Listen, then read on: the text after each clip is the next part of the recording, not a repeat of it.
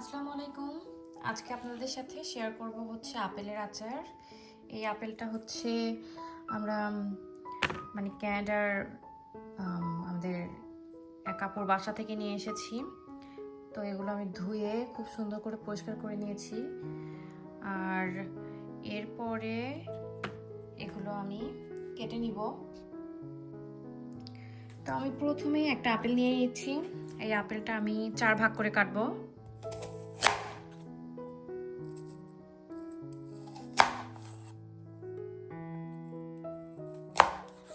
আর কাটার পরে মাঝখানের যে অংশটা আছে বিচি, এগুলো এভাবে কেটে ফেলে দেব।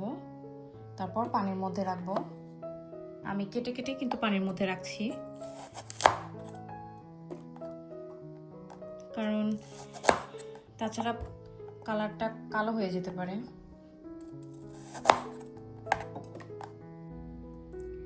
আমি এখন 5 ফোড়ন, তার সাথে হচ্ছে কয়েকটা মরিচ আর তেজপাতা দিয়ে ভালোভাবে ভেজে নেব।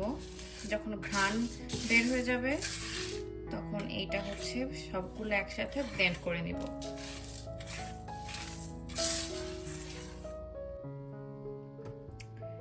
আমি এখানে তেল দিয়ে দিচ্ছি। এখন আমি একটু 5 ফোড়ন দিয়ে দিব।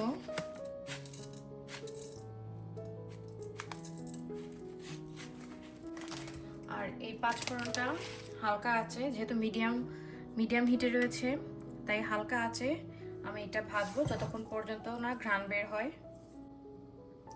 এর সাথে আমি 2টা আস্ত শুকনা মরিচ দিলাম, এটাও এর সাথে খুব ভালোভাবে ভেজে নিব।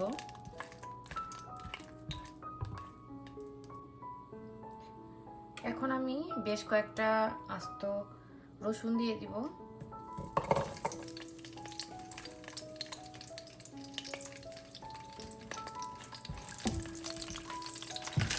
চুলার আঁচটা কিন্তু অবশ্যই মিডিয়ামের থেকে একটু কমে রাখবেন।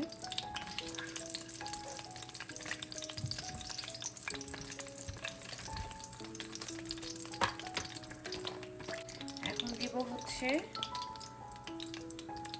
কুচি করে রাখা হচ্ছে রসুন, আমি চপার দিয়ে কেটে নিয়েছি।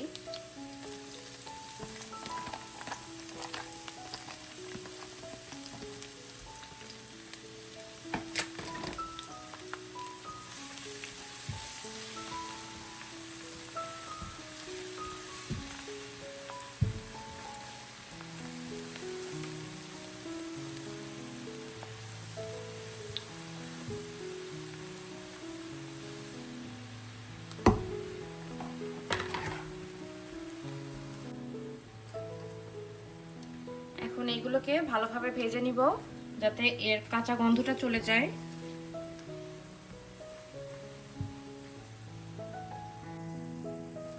ভাজা হয়ে গেছে, এখন দিয়ে দিব সরিষা বাটা।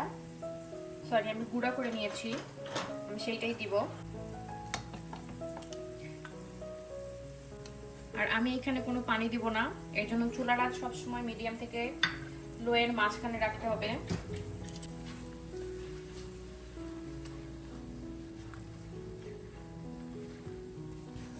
এখানে সাদা সরিষা ব্যবহার করেছি, আপনারা যে কোনো সরিষা ব্যবহার করতে পারেন। এখন দিব 5 ফোড়ন গুঁড়া, যেটা একটু আগে গুঁড়া করে রাখলাম সেটা।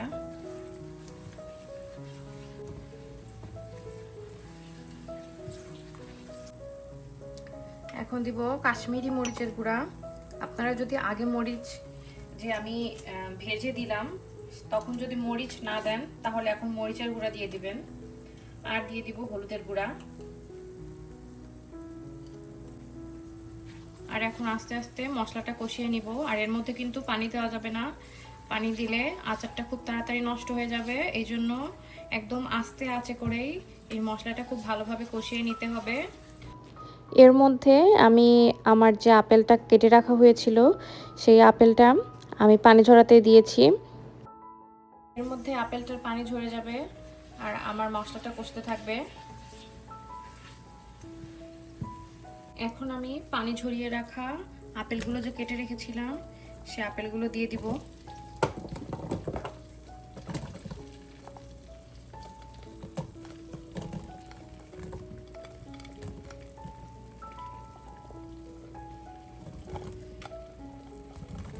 এখানে 850 গ্রামের মতো আপেল আছে, মানে কেটে রাখার পরে।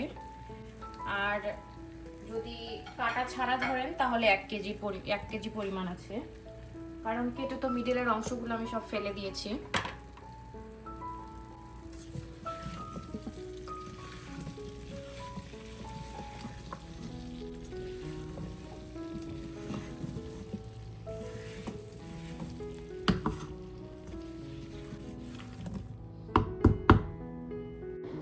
এখন চুলার আঁচটা মিডিয়াম করে দিয়েছি, আর এই তেলের মধ্যে আপেলটাকে কয়েক মিনিট কষিয়ে নিব।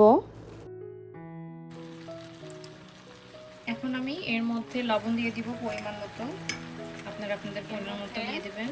আমি এখন একটু তেঁতুলের কাপ দিয়ে দিব।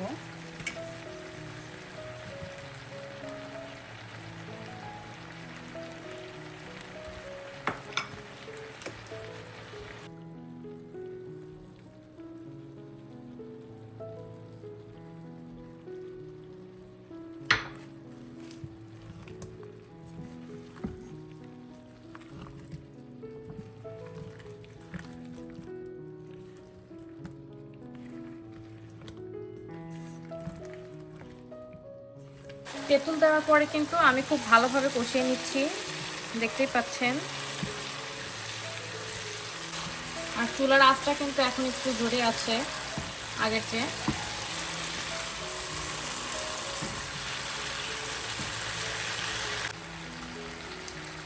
এখন এর মধ্যে গুড় দিয়ে দিব। আপনারা চাইলে চিনিও দিতে পারেন, আপনাদের যতটুকু লাগবে সেই আন্দাজে দেবেন। আর বাকি মশলা যে ঝাল আর পাঁচফোড়ন, সেটা আপনারা টেস্ট করে পরবর্তীতে যতটুকু লাগবে সেটা পরবর্তীতেও আবার দিতে পারবেন।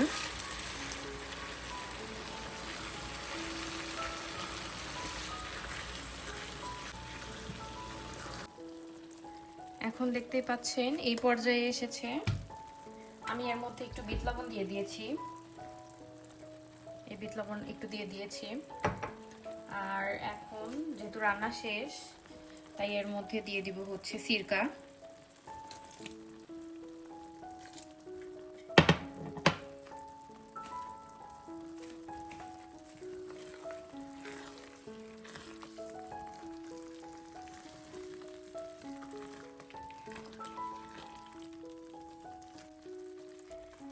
কিছুক্ষণ জাল করব, এরপর উঠিয়ে নিব।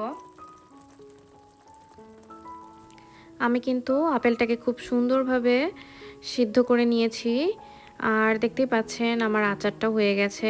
আমি ঠান্ডা করে এয়ারটাইট বক্সে রেখে দিব।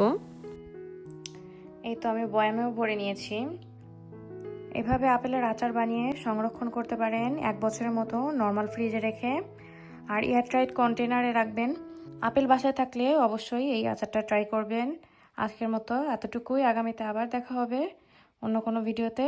ততক্ষণ পর্যন্ত আল্লাহ হাফেজ।